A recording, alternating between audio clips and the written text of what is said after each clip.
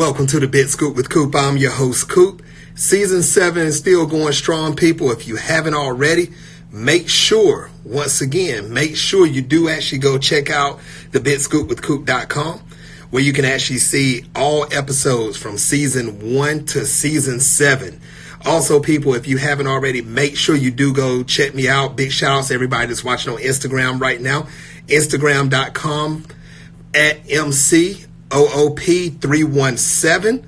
Also, make sure you do go check Facebook.com/The Big Scoop with Coop.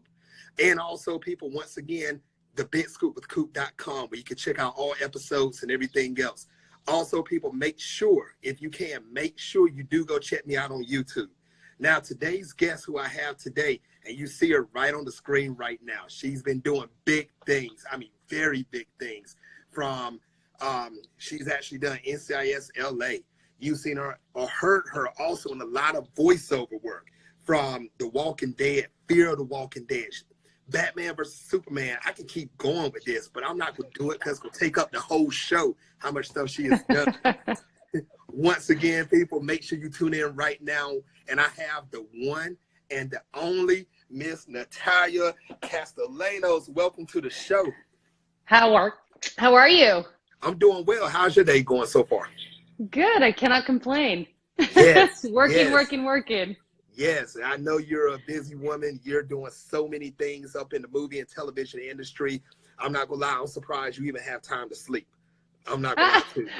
Well, I hope I don't look too tired. I've been actually on a couple 16-hour days, so. Wow. You hit it real well. Real well. Yes. Now, Natalia, you, like I told everybody that's watching right now, you've done so many big things up in the movie industry, up in the television industry, and your career is nowhere close to being over. But let's start from the beginning. Natalia, when did you really realize that you wanted to become an actress or even doing voiceover, in the movie and television industry?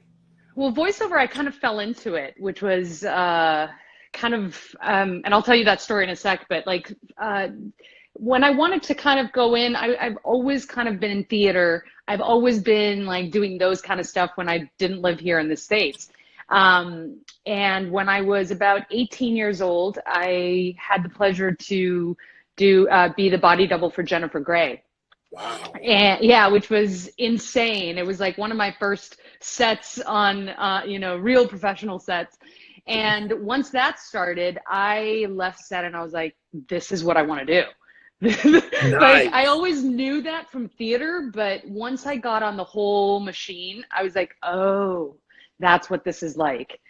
Nice. Of course, I did not know anything how to get into it. So when I moved to Miami and I went to college there, I just kind of had to learn the wheel by myself, figure out commercials, and started doing a lot of that and some print work. And when I lived in Miami, we didn't really have TV and film as much. Those things were just kind of mainly here in New York, LA. And so once I started that, one of my agents is like, hey, can you do a voice for this commercial and whatever? And I was like, I've never done one. So I actually called a friend of mine who he has done a ton of voices and especially in Spanish, in Miami. And he was the one that actually helped me put a demo together. And once that happened, it was just kind of fell into voiceover that way. And it hasn't stopped. Nice. And your work shows. I mean, your work really shows on everything you do. And I believe in this myself, Natalia. I believe whenever you do work in this business, your reputation is on the line every time you step forward into this business. And absolutely. The things you have done, there's a reason why your reputation is very high right now. So you're on a winning streak. Please continue to do it. Ladies and gentlemen, everybody that's watching right now, if you have any questions for Natalia, please type them down here, because by the end of the show, I'll probably read 4 or 5 to you. So if you're a fan of Natalia, this is your chance to say what you want to say to her. Now, Natalia, when you started in the business and we heard how you just did it, what type of hurdles did you go through to get to where you are today? So there was a ton, beginning with, I was not American. So I already had that huge hurdle to cross, that I had to become American to be able to work here. And that took me, really, honestly, to get my citizenship, it took me 12 years.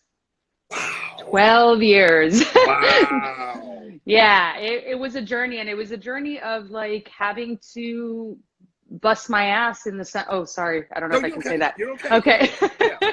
You're fine. Like bust myself to do like a lot of different stuff. So I worked at a law firm.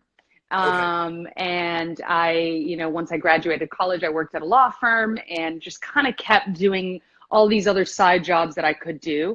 At the same time as literally going, let's say, for example, when I hosted a game show, I hosted it from 10 in the morning until about 6, because there was 2 live shows that we had, East Coast and West Coast. Okay. And after that was done, I would literally get to the law firm probably around 8 o'clock, and I would stay there until 3 in the morning to get the work done that I needed to go back on set at 10.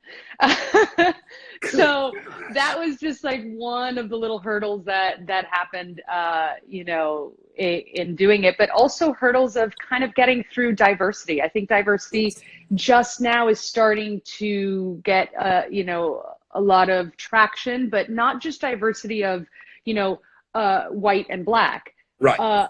Everything is now starting to happen. And especially here in LA, a lot of people don't even realize that I'm Latin. What? And really?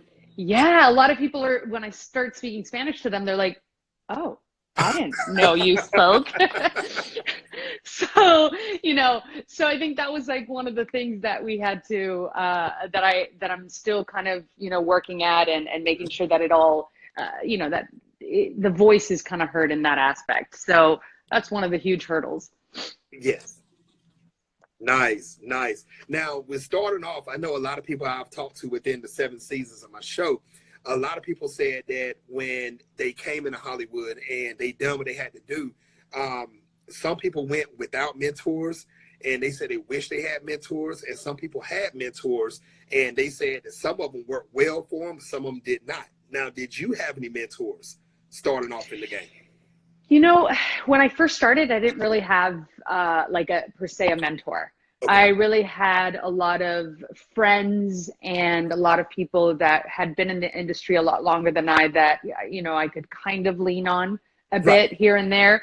And I was always grateful for that, because I think, especially somebody who wasn't born into the industry and really had to learn what's my next step? How do I get in? How do I talk to these people? Just really depending on the community, the artist community, I think was a huge thing for me. When I moved here to LA, and, I met a few other people, I really have a few people that I really would say they're more my mentors, in the sense of that I'm trying to learn from them every day. And even in the craft sense, even in like my acting sense, which I think is not only beneficial, but it's also, I never feel like I'm at the top of my game. Like I know that I'm like good, but I'm like, what else can I do to just make that next step and keep going? And, so I always look to my peers and my other fellow actors. Wow. And you know what? At the same time, that is kind of like a mentor, because when you're working together on set with someone and you're helping each other out, believe it or not, you're actually mentoring each other at the same time. You can say, hey, be sharp on this right here. Let's pan over here. Let's bring your voice up, bring your voice down. When you're helping each other, that is kind of a type of a mentorship. So, oh, absolutely. I think it's so wonderful to find, not everybody on set is that way, unfortunately, but there's so many people that I have worked with before that I'm just like, wow, I'm trusting to be this vulnerable with you right now, and you're going to give me everything. And that's amazing. Wow. Wow. Natalia, bring your camera up just a little bit. Your face getting cut off a little bit.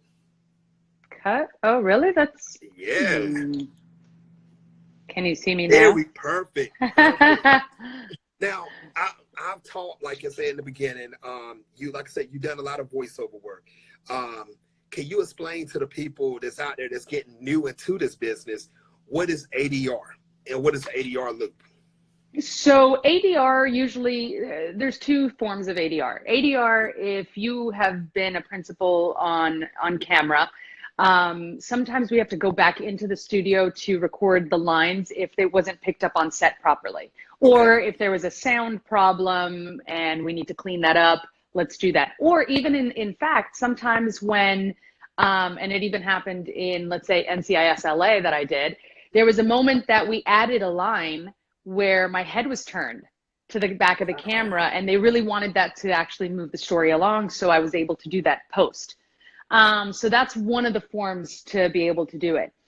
ADR loop, on the other hand, is a bunch of talented actors that come in afterwards to do everything else that is not the principal stuff. Mm-hmm. So if there are crowds, if it's like a party scene, for example, right, that scene has to be shot quiet. That scene cannot have, you know, everybody talking and partying while they're recording the main principal actors. So once that is edited in and they know what music they're going to use and all of that sort of stuff, a group of us, if it's a film, it tends to be anywhere between 10 to like 12 actors that come in afterwards, and it's a group. So it's called a loop group. And they come afterwards and we fill everything. So applauses, yells, you know, if for example, there's something that somebody's running in the very back, we'll catch the breaths, we'll do the efforts in fight scenes if that wasn't actually caught. So it's an art in itself. Yes. Because we're filling all the background, and it's very much improv, but it's improv with a lot of research that you have to do, depending on where you are. Because we'll do even like police radios, we'll do hospital PAs, so everything that you hear that way in the films or TV is kind of a group that comes in and does it. So how difficult was it for you when you first started doing ADR? Was it very difficult for you to catch on, or was it more of a big process compared to being like in front of the camera, being live, saying what you have to say? So the difficulty, I would say, that you can get in that aspect is on camera, you're free to pretty much like really fully be in your body and do whatever you want to do. Not that you can't do that in group, but the problem is that you can't make sounds. Like I can't run. Like I have to do this, but I'm not really, my feet are not really running. So you're doing the Fred Flintstone run before you start running on. Nice. Exactly. So, you know, it's like, that was, I think, you know, the little moment that I had to, you can't slap your hands, you can't like clap your legs, you can't make, you have to wear no clothes that actually make sound because the mic will pick everything up. Wow. So it's that, I think, was the hardest thing to do. And sometimes when we have to actually match other people's, you know, face or whatever. For example, on Texas Rising, I revoiced an entire actress's work. So I literally had to do her breaths, and when her mouth was opening, I had to like fit in all the lines, and you know, so it's a lot of that kind of stuff, and still come with a bunch of emotion and a bunch of stuff, you know, that you would do on camera. Yeah. That's crazy. Now, see, I think in an art itself, that's difficult because you have to match up the mouth movement to the words at the exact right time. I mean, that's crazy. I applaud you. And like, thank you. I really appreciate it. And the other thing I was going to say going with that is I don't like, especially for that one that I did, I don't want to lessen the other actors on camera stuff at that point, because, you know, I don't know exactly what they were going through to build that moment for themselves, but I have to recreate that for me to be able to give them everything that, you know, you can. So I think that is the balance in itself, but it's so much fun. Wow. Now, speaking of NCIS LA, now, can you tell us some things that happened? How was the environment, you know, on set, being around the people, LL Cool J, everybody else has been around. How was the environment the day that you was on set? Well, not just the day when you was there. Yeah, well, I was there a couple days on set, and it was a really great set. It's also a really great oiled machine. Oh, and what I mean by that is that the crew is so in sync. Everybody knows, and the actors also know exactly what, you know, is happening. So everything is kind of done in like a machine, you know. Yes. They know how to do, which is awesome.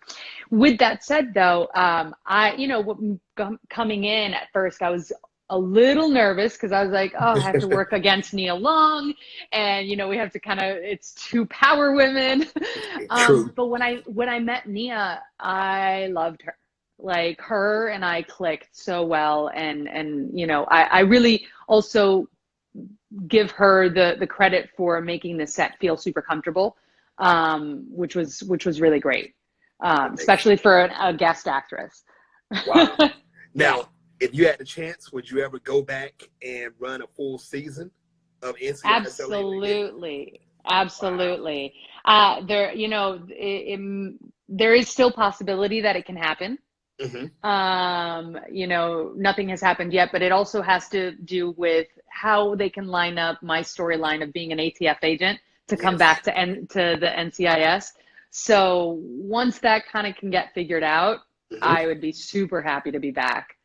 Everybody that's watching right now, let's start a petition. Let's bring Natalia back to NCIS LA. Let's bring it back. We can make the story work. Natalia, I'm speaking it right now. You're coming back. Thank you. Let's bring Agent Sharissa Swan back. Ooh, you heard it. Sharissa Swan. Hashtag. Yes, we definitely would do that. Now, which show did you feel like there was, or movie that you feel like it was like the most difficult or the most challenging to do ADR work on?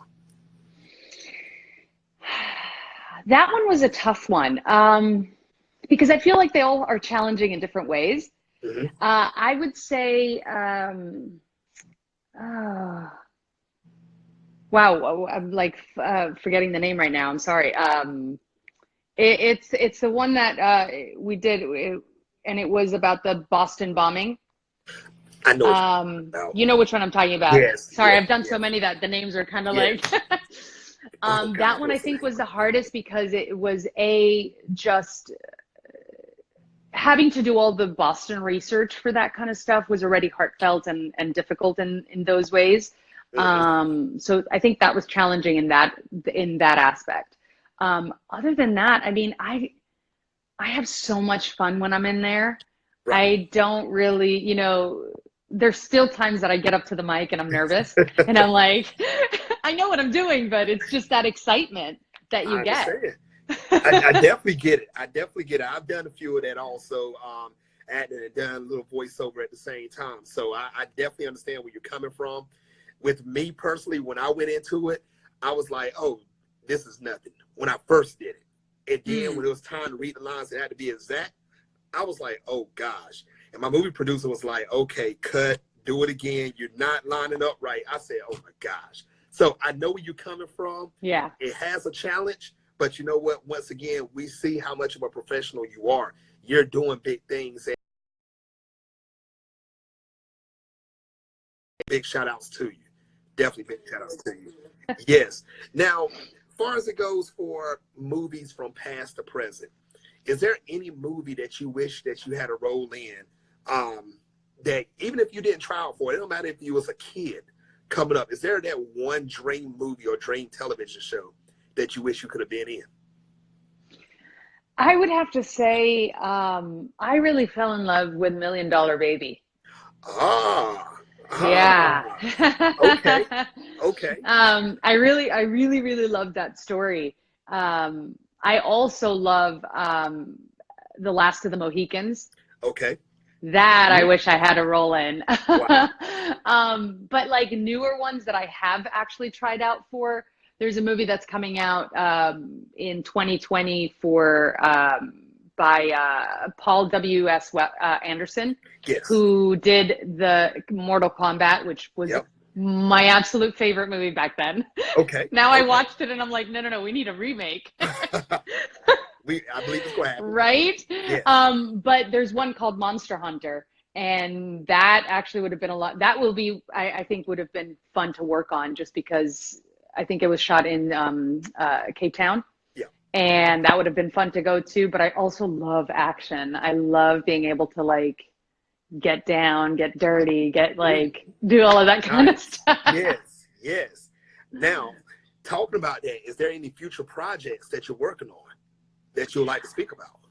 Well, currently I'm really, because it's summer, it has been a little slow. So I've been doing a lot of voiceover type stuff, which is awesome. I've been dubbing a lot of Netflix shows, which I can't mention names right now, Okay. unfortunately. Only the ones that have come out, I can, Mhm. which is Dark, Yeah.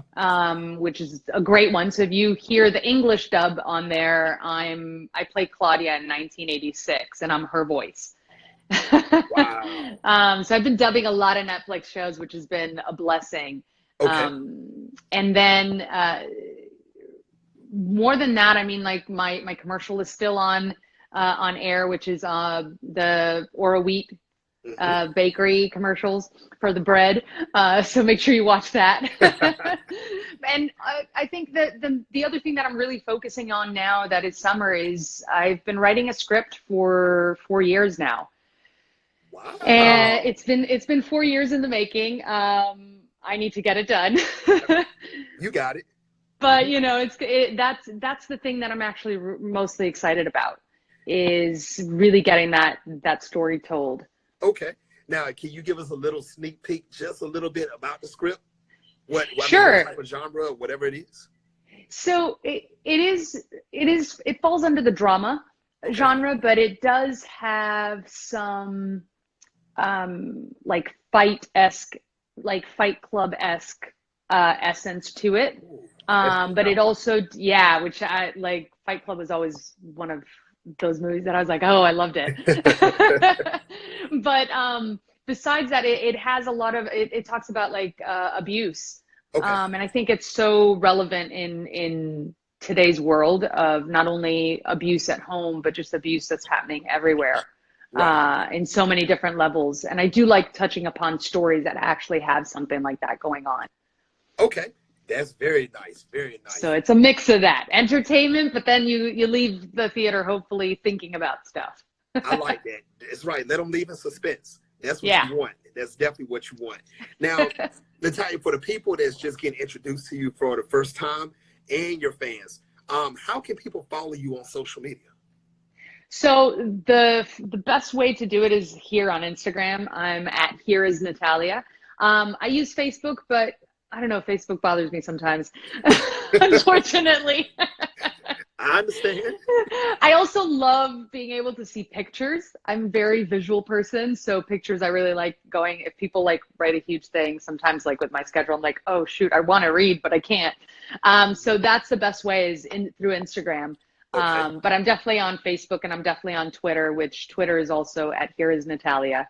Okay. Yeah. Nice. Big shout outs to everybody once again that's watching on Instagram.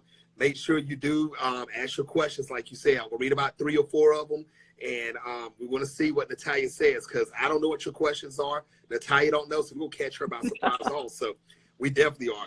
Now, Natalia, I know you don't have much time. Like I said, you're a busy woman.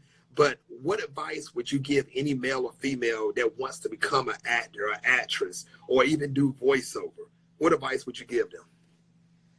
So one of the, I think the main things I think that everybody needs to know. Well, first of all, definitely study. Don't think that the craft is just something that you can just do and it doesn't matter.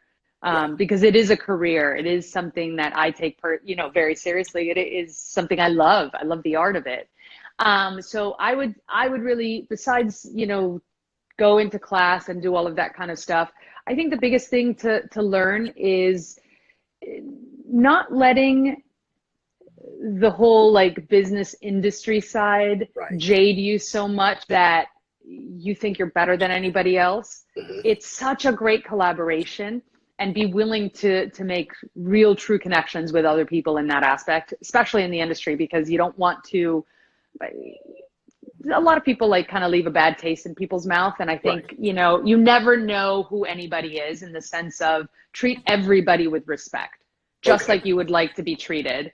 I think people, look down at assistants or things like that, and that should not be. I think it's very important that more than anything, be a human.